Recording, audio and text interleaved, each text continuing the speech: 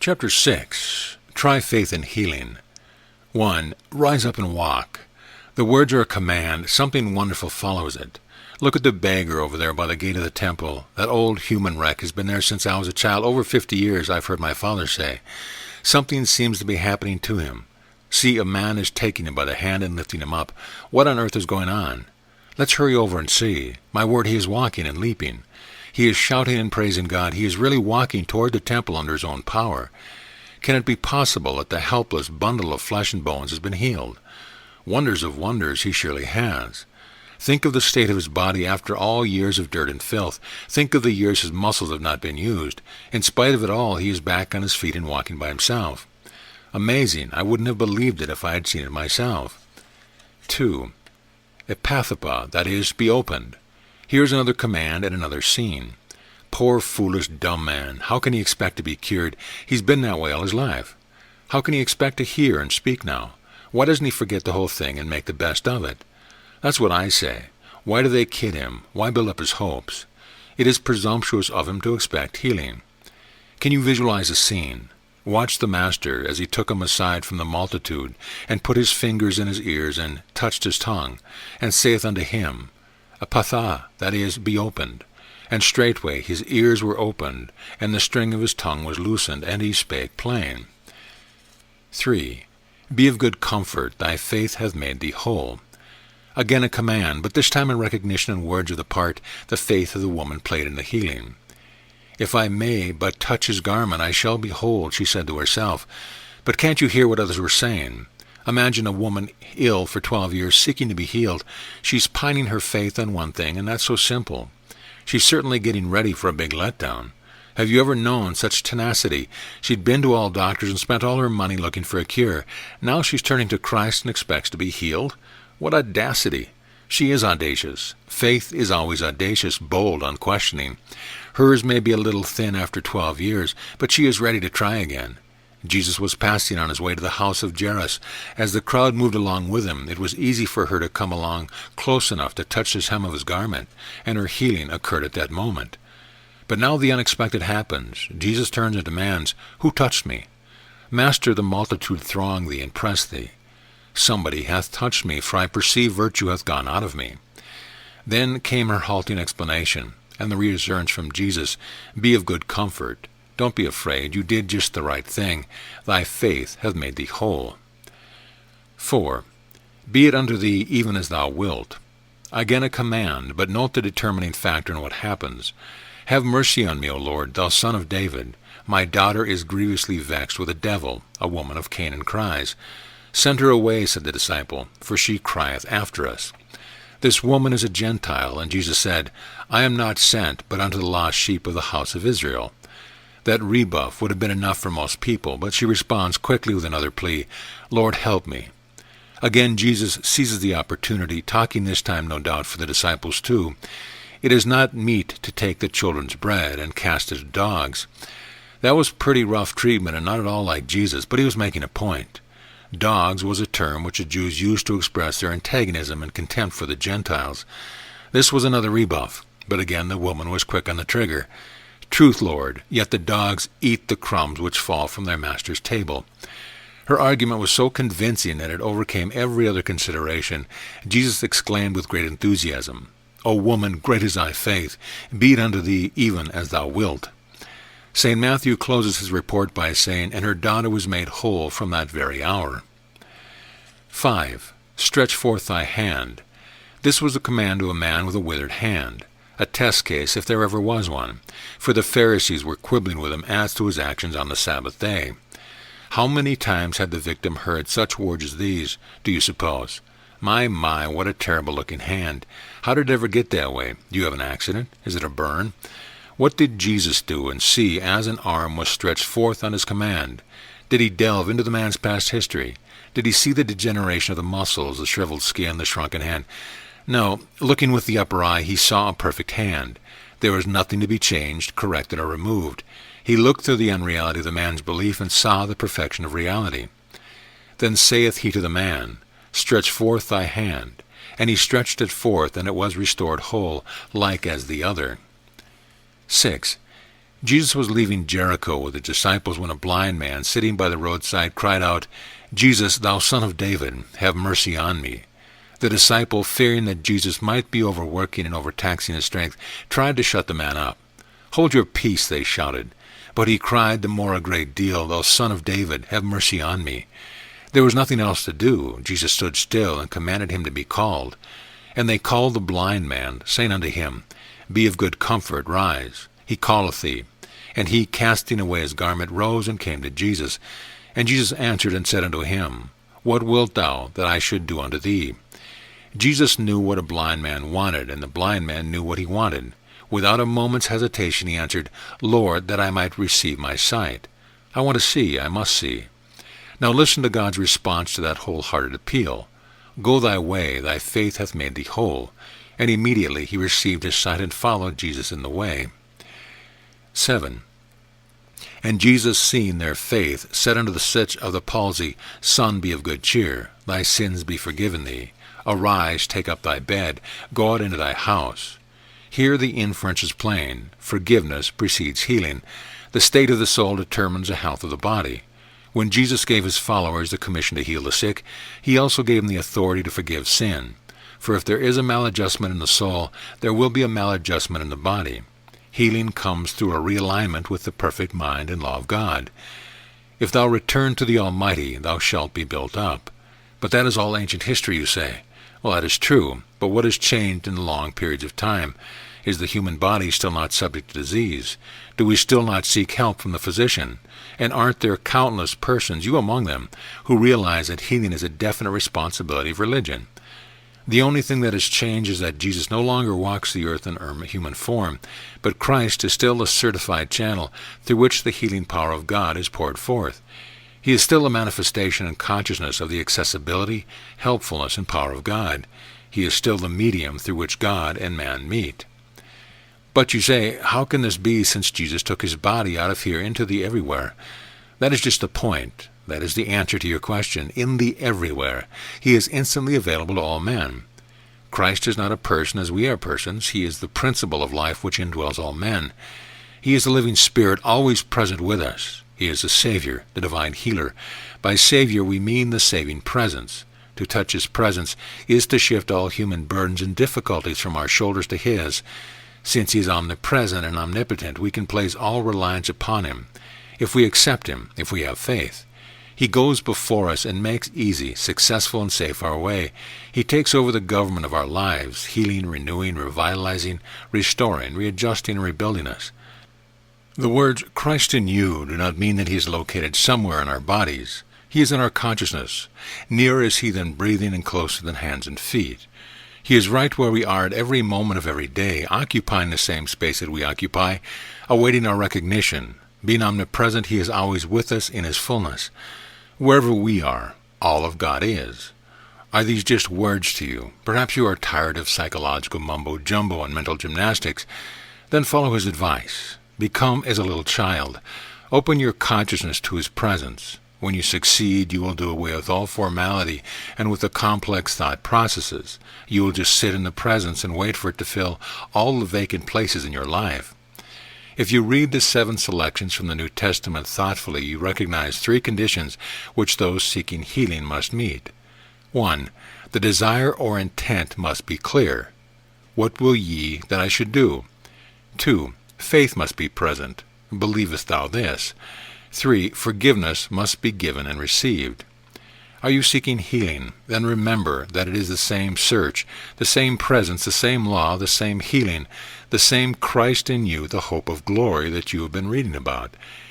He is asking you now, what wilt thou? What do you want? Do you know what you want? Are you willing to take the responsibility that will follow the materialization of your desire? Is it spiritually legal? That is, will it harm no one? This is your big moment, your great opportunity. This is the day you have been waiting for. This is the day when something wonderful is going to happen to you. You have sought help from many sources, and now you are face to face with a great physician. You are in the presence of the Christ who not only can, but will heal you of whatever is troubling you. If thine eye be single, if you see your want in its entirety, the whole body shall be full of light. Can you meet the first step? Do you know what you want? Have you made up your mind? Is your picture clear? Perhaps you are saying, I want to be healed. I want to answer to this prayer. I want greater income. I want the solution to this business problem. I want to be reconciled to my friend. I want forgiveness of my sins. I want greater spiritual understanding. And all the while the Christ stands here by your side saying, What wilt thou that I should do unto thee? This is an invitation. Tell him what is in your mind. Lord, that I might receive my sight. Lord, that this cataract may be removed. Lord, that I may walk. Lord, that I may be freed from this false appetite, from this sense of guilt. Lord, that I may grow in spiritual understanding. Now move on to the next step. Believe ye that I am able to do this. Let's have a little self-examination. Are you going to say, Lord, I believe, help thou mine unbelief? Just imagine that the Christ is right there in the room with you. You do have faith, but perhaps it isn't fully established. Maybe there's still a little doubt in it, a little denial. But you want this demonstration. It is the most pressing and urgent need in your life. Help thou mine unbelief. Help my frailty. Help my ignorance. Increase my consciousness. Give me understanding. Supply my lack. He is asking you now, does your faith work for or against you? Does it move forward or backward? Do you believe that this healing is possible? Do you believe this need can be met? Believest thou this, he asks. How large is your acceptance? How spacious are your capacities? How comprehensive is your faith? How much can you believe? He doesn't ask where or what you have studied, nor how many doctors or practitioners you've had. He is interested only in your faith. He is inquiring, just what do you believe about yourself, about me? How far are you willing to go with me? How much persistency do you have? Has your study of metaphysics given you the consciousness of truth? Are you able to accept what you ask for? Can you say, Yea, yea, Lord, and mean it? No wavering now, no sidestepping. Either you believe or you do not. Don't think one thing and say another. The Christ is here, and this demonstration depends upon you, upon your consciousness, your faith, and your acceptance. Now tell me, have you heard of anyone who has had a remarkable answer to prayer? Do you know of anyone who has ever demonstrated supply through consciousness? Do you know of anyone anywhere who has ever been healed by spiritual means without the medium of surgery or medicine? There is your faith, and that is all the faith you will ever need. God is no respecter of persons. What one has done, all can do. The potentiality of one is the potentiality of all. Take this faith and use it. Put it to work now. Lord, I believe. God is to you exactly what you conceive him to be. Do you see the logic of all this? When you are convinced that God is, that God can, that God will, you have found your source of power. God, however, is not to be brought down to the size of your faith. You must be lifted up to his faith. 1. What kind of God do you have? I ask a patient. Well, I'm not sure. There are times that I believe in God and times when I don't. Tell me about the times you don't believe in him. When he sends sickness, suffering, and death. When he sends lightning to strike my barn and floods my wash away my crops. When he sends war. My word, if that is the kind of God you have, it is no wonder that your children get mumps, chicken pox, and polio, that the family gets the flu, that something is always out of joint. The thing you greatly fear does come upon you. 2. One evening after a lecture, a member of my congregation said to me, I was born during a depression, and I can never hope to be prosperous. Everything I do turns out bad. Oh, please, I said, think of what you are doing to yourself, to your mind, and to your affairs. Don't you realize that men are like the gods they worship? If that is the kind of God you have, how can you hope to be prosperous? How can you hope to be well? How can you hope to be anything that is worthwhile? He didn't hear God's question. Believe ye that I am able to do this? But if he had, this would have been his answer. No, Lord, I don't believe because I was born under an unlucky sign. I was born during a panic. The Lord's response would certainly have been something like this. I can do no mighty works here because of his unbelief. He isn't worshiping me. He is worshiping a depression. 3. Believe ye that I am able to do this? I repeat the demand that Jesus made. Well, let me think a moment. I'm not just sure, said the person on the other side of the desk. But you are told that God is able to do for you exceedingly, abundantly above all that you ask or think. Well, that's true, but you see I haven't had very much experience. Well, then get some. What is your God able to do for you? I mean, what are you able to conceive of him doing? Well, he is able to heal a cut. I have had that experience. He is able to heal a headache. He is able to find a parking place for me. He is able to sell life insurance through me. He is able to harmonize a broken friendship. He is able to find a lost ring. But hold on for just a moment. There is only one presence and power in the universe. If you have the consciousness of truth, cancer, polio, multiple sclerosis, strokes, and other things that frighten the wits out of people are healed as readily as the cut in a headache. Believe ye that I am able to do this, he demands of you. Commit yourself. Take a stand. The healing is ready to take place, but its appearance depends upon whether you are of a material or a spiritual basis. Yes, I know how many times you have failed, but this is different. The Master is speaking to you now. What are you thinking? What are you feeling? What are you saying? What are you believing? Have you forgotten that you cannot follow two beliefs and get one result? Why have not been healed? Why have your treatments failed? Because deep down in the submerged depth of your being, you did not believe. Are you in the law? Are you in life? Then anything you ask, believing, you shall have. Does that mean hypertension? Does it mean high blood pressure, heart trouble, tuberculosis, cerebral palsy? What does Jesus say? If you shall ask anything in my name, anything you ask in consciousness, I will do it. Answer me. Do you know in whom you believe? Are you persuaded that he is able to keep that which you have committed unto him? Then get your trolley back on the wire. Keep yourself on the beam. Stop criticizing people. Stop being resentful, querulous, suspicious, and anxious. Be your best self. When you make a claim on the universe, back it up with your consciousness. Stay with it as Jacob did with his angel. I will not let you go until you bless me. There are many people who are still carrying unsolved problems and unfulfilled desires simply because they have not wrestled with their angel or their unknown self. Job was utterly defeated and flat on his back. Do you remember that he said, "Though he slay me, yet will I trust in him"? We need some of the bulldog tenacity in our lives too. I will not let you go until you bless me. I will not recant. I will not give up. Are you blocking your good with interference from the lower mind? Is there static in your consciousness? All power is given unto me in heaven and on earth. We have the power to heal, and we have the power to be healed. It doesn't matter one iota how the power comes through, nor through what factor it emerges. As we said before, there are some people who not only discredit doctors and medicine, but refuse to have anything to do with either one. Can it be that they forget that Jesus also used objective methods to arouse the patient's faith? Do they not know that medical science is an expression of divine intelligence? Read the healing miracles in the New Testament and see how many times Jesus set his patients to doing things. On one occasion he used mud on the eyes of a blind man. To the leper he said, "Go show yourself to the priest."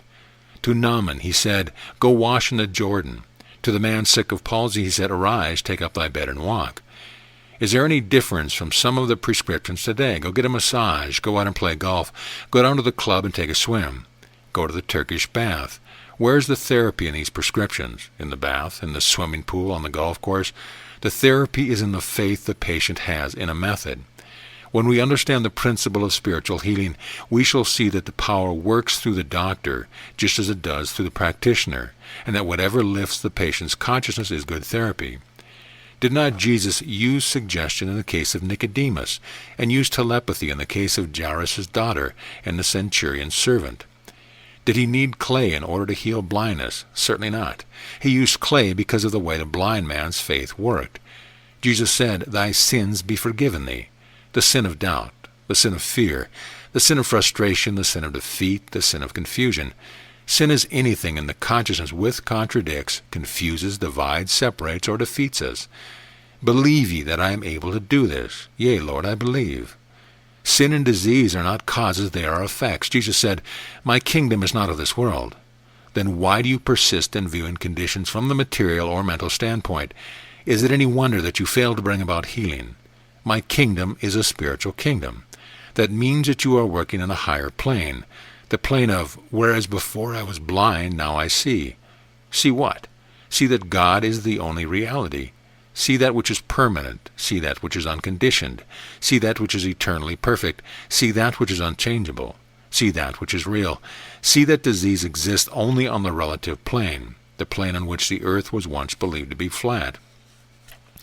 Just as a generator steps down electricity and makes it available to man, so the awareness of truth brings God into every situation. We have read and talked enough about God. What we need now is the realization of the I amness of Christ. Healing does not come through correcting and adjusting things in the mind, body, or affairs. It comes through the consciousness of the presence of Christ. By abiding in the truth, we unerringly dissolve troublesome thoughts and conditions. The way we react to disease, diagnosis, prognosis, and the erroneous claims of the race mind determines condition in our lives. We are not hurt by anything in the outer world, but by our reactions to its claims. We must believe in a power within us, not over us. The power to cause suffering is in our reaction. Are you seeking healing for yourself or for another? Do you consider the illness serious? Do you believe that it requires skilled attention? Do you accept the opinion that there is something to be adjusted, destroyed, removed, or overcome? If you are giving power to material conditions, even while you call upon the therapy of an unconditioned power, the healing will be delayed. You are treating in a divided consciousness. You are trying to see in two directions at the same time. You are affirming the divine presence and denying it. In the same breath, what is needed to heal any condition is consciousness of oneness with God. When the treatment touches the presence, the condition is healed. But what shall I do when the appearance of the discord returns to my thought, you ask? Refuse to react to it. That is what Jesus meant when he said, "Put up thy sword." Stop combating evil. Agree with thine adversary quickly while thou art in the way with him. The best way to agree with an adversary is to refuse to react to him. When you stop fighting or resisting a condition, you are withdrawing the very substance and power upon which it feels, and it will soon pass away. The moment you realize that there is no power outside of you that has power to inflict evil upon you, you have taken a tremendous step forward. When the metaphysician says that disease is unreal, he does not mean that it has no existence, but that it is impermanent. Disease comes and goes. It is unreal. It has no mind, law, power, or substance to sustain it. Now check yourself at this point. How do you really think of disease? If you view it from a three-dimensional material plane, you will think that it is real. The church is still trying to save sinners, trying to save souls, and trying to beat down Satan. The surgeons are trying to cut out disease, and God bless them. They are doing a good job on that plane, but this is the world of effects. Jesus said, "I and the Father are one." In this oneness is the answer to every problem, the healing of every disease, the fulfillment of every desire. The awareness of this oneness makes us independent of people, circumstance, and condition. Do you see how important your outlook is? If disease is real, it cannot be healed by any body in any way on any plane. Healers of every kind might just as well close up shop. But if disease is an illusion, a false belief, an erroneous concept of life, it can be transcended and dissolved by a consciousness of truth. Then how will you tackle disease? Well, if you are a wise man, you won't tackle it at all. If you do, you will be defeated before you start. Just as soon as you admit that there is a disease condition to be healed, you are working from effect to cause. You are putting the cart before the horse. You are admitting that the disease is real and unreal at the same time, and also recognizing that somebody has to do something about it. In other words, you are in the same position as the doctor whose kingdom of activity is in this world. Yes, that is true. You have assumed the same relation to the diseased person as the doctor who attends him. You have traded a spiritual belief for a material belief, and you might just as well give up. There is nothing to be destroyed, dissolved, set aside, or overcome. There is only a condition to be fulfilled. I live, yet not I, but Christ liveth in me. But I have said that hundreds of times, you say, and nothing has ever come of it. Nothing does come unless your words have the consciousness to back them up, unless you feel the Christ at the center of your being. Do you run for the medicine bottle when you are ill, or do you instantly realize, I and the Father are one? It is very easy to repeat the words, I and the Father are one, but the mere repetition of the statement does not make it true even though it is. You must also have a consciousness of your oneness. You must have a realization of it. We have sickness and suffering because of our belief in a life separate and apart from God. God is the only cause. The only thing principle can create is good. Where is the trouble then? In our reaction to material condition, in our belief that there is a power apart from God. The treatment for any difficulty, obstacle, or problem is to know this truth. God is my instant and unfailing supply. That is all you need. Just those 7 words and the consciousness of truth to back them up. Are you one of those who try to use principles to demonstrate over difficulties and problems? The right way is to let principle use you. Why? Because God is principle and God cannot be used. Actually, the only thing you have to do in practice is to provide the proper conditions through which the divine presence can manifest itself. Approaching your problems from this angle ensures the success of your demonstration. What do we mean by the term demonstration? A demonstration is the materialization of any idea or the fulfillment of desire. It is a revelation on the relative plane on that which is already in mind. Treatment for healing. I am come that they might have life and have it more abundantly. The words that I speak unto you, they are spirit and they are life. I now renounce any belief that I am bound by the limitation of my physical body. I believe that the abundant life is one of wholeness, perfection, and beauty. I claim this life as my own. I see the spiritual man that I am, for I know that I and my Father are one. In this oneness there can be no lack, no shortage, no deficiency, no imperfection. There is only wholeness, completeness, integration, and unity. I lift my consciousness above the level of my problem and see it dissolve into its native nothingness. In Him I live, move, and have my being. I now am established in health, in peace, in prosperity, and joy. I accept these blessings with gratitude. I accept the responsibilities they entail. I know what I want in this specific demonstration, and then state it clearly. I have faith that God is able to grant this request. I have faith in myself as a medium through which His power and perfection can and will express. I relax from all tension, effort, and strain. I ask and accept forgiveness for all mistakes in thought and action. I freely forgive those who in any way have injured or attempted to injure me. I sense the consciousness in which there is nothing to forgive, for I see the spiritual self in each one of us, the perfect self. I speak, believing that I have received at this very instant the good that I seek. Amen.